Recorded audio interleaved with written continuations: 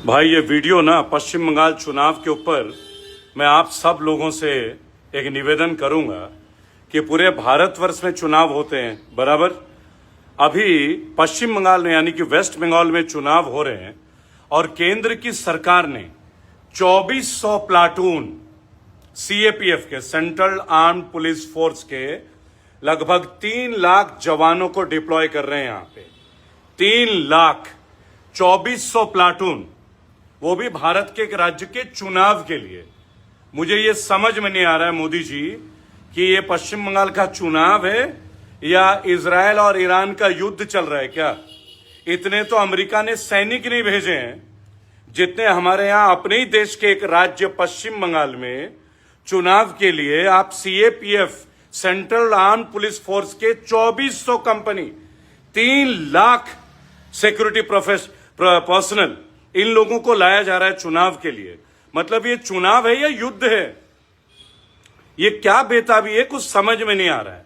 ये हमारे देश का चुनाव है या हम कोई युद्ध लड़ रहे हैं। मतलब एक बंगाल को पाने के लिए और क्या क्या जतन किए जाएंगे आप समझ रहे हैं। टीवी में अलग ही प्रोपेगेंडा चल रहा है, फिल्मों का अलग ही प्रोपेगेंडा चल रहा है।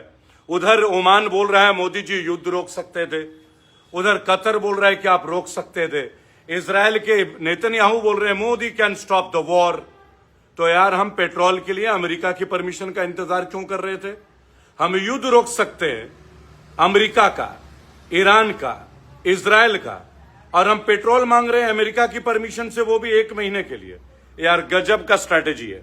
लेकिन पश्चिम बंगाल का चुनाव मतलब एक महिला ने सब में आग लगा दी है क्या, पूरे दुनिया में आग लगा दी। इतना डर, इतना खौफ, पश्चिम बंगाल के एक सीएम का इतना खौफ, गजब है भाजपाइयों। यार लड़ना है तो अपना कैडर बनाते। आप जानते हैं पश्चिम बंगाल में बीजेपी की दिक्कत क्या है, इन्होंने केवल टीएमसी के नेताओं को बीजेपी में लेके आए हैं बराबर।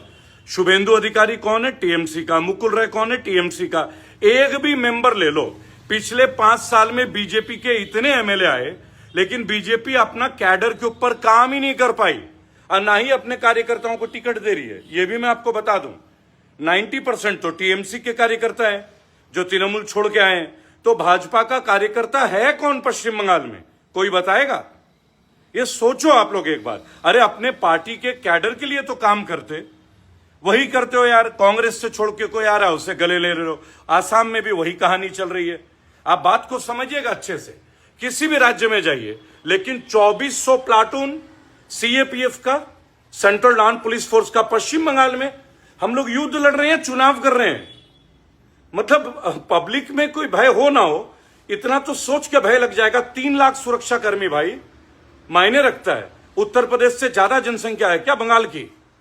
उत्तर प्रदेश से ज्यादा जनसंख्या है बंगाल की, या उत्तर प्रदेश से ज्यादा सीटें हैं क्या विधानसभा की पश्चिम बंगाल में? सोचिएगा दोस्तों, मतलब ये चल क्या रहा है, ये आइडियोलॉजी क्या है। अरे चुनाव को चुनाव की तरह करो यार। आपने 60 लाख वोट एसआईआर में, ठीक है भाई, इलेक्शन कमीशन है, गवर्नमेंट है, समझ में आती है। लेकिन अभी क्या हेट स्पीचेस का दौर, मारामारी का दौर, टीवी में दौर, हिंसा का दौर, मूवीज में प्रोपेगेंडा भर भर के सब चीजें फैला रहे हो। काम करके वोट लो, मजा आएगा। काम करके वोट लो, हराने के लिए आड़े टेढ़े अंतर क्यों? अगर अपने नेता बनाए होते तो टीएमसी के नेताओं को लेने की जरूरत पड़ता क्या भाजपाइयों? बताओ ना, तुम्हारा सीएम का कैंडिडेट कौन है बीजेपी का, बता सकते हो? टीएमसी का तो सीधा सीधा ममता बनर्जी है। बीजेपी का बंगाल का सीएम का कैंडिडेट कौन है, बस नाम बता दो एक बार। बाल उड़ जाएंगे, मैं बता रहा हूं आपको, लेकिन उत्तर नहीं मिलेगा। उत्तर होगा कैसे, कोई कैंडिडेट होगा ही नहीं ना, अपना कैंडिडेट ही नहीं है, अपना कैंडिडेट ही नहीं है। तुम्हारा पवित्र कर भी दौड़ के चला गया शुभेंदु अधिकारी के खिलाफ लड़ने के लिए नंदीग्राम में।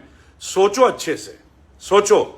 घर का भेदी लंका ढाए बराबर। ये बंगाल है, यहां माइंडसेट उस चीज की नहीं है। या खरीद नहीं पाओगे यार, नहीं खरीद पाओगे।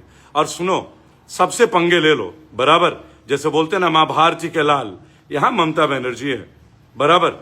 हो सकता है बहुत पॉलिसी रॉन्ग हो गए हो, कोई बड़ी बात नहीं बराबर, आंकलन भी होगा, लेकिन ये ममता बनर्जी है। इन्होंने 30 साल के सीपीएम का रोल को याद है ना आप लोगों को, कैसे ममता जी को बाल घसीट के पीटा गया था। पूरा सरकार खत्म कर डाला था, 30 साल की चलती हुई सरकार को। ये जर जोरू जमीन वाली बात नहीं, ये जमीन से जुड़े हुए नेतृत्व का सवाल है। मेरी बात सुनिए, सब देख रहे हैं देश को, डर के माहौल से चुनाव नहीं जीता जा सकता है। चुनाव जीता जाएगा तो कार्य करके, आपके तरीके से। बिहार में 10,000 दे देंगे, इलेक्शन होते पैसे वापस ले लेंगे, है ना, फिर वही घटिया नेताओं को कौन कौन से पद में बैठा देंगे, आनंद सिंह जैसा बंदे को जमानत दे देंगे, राम रहीम को जमानत दे देंगे, आसाराम को जमानत दे देंगे, और तो और आसाराम जी को अयोध्या के दर्शन भी करा दिए, रेपिस्ट और मर्डरर को, राम रहीम रेपिस्ट और मर्डरर को। और सुनो, सोनम वांगचुक निर्दोष बाहर आ गए एनए से, तो कोई बताएगा 6 महीने तक सोनम वांगचुक को क्या जेल के अंदर रोगन जोश खिलाने के लिए रखा गया था, या चाइनीज मोमोज खिलाने के लिए रखा गया था? कहां गया वो दोष? क्यों हटाया एनए से? कोई बताएगा? कोई बताएगा? असली चरित्र चित्रण करो, देश बचाओ। वंदे मातरम।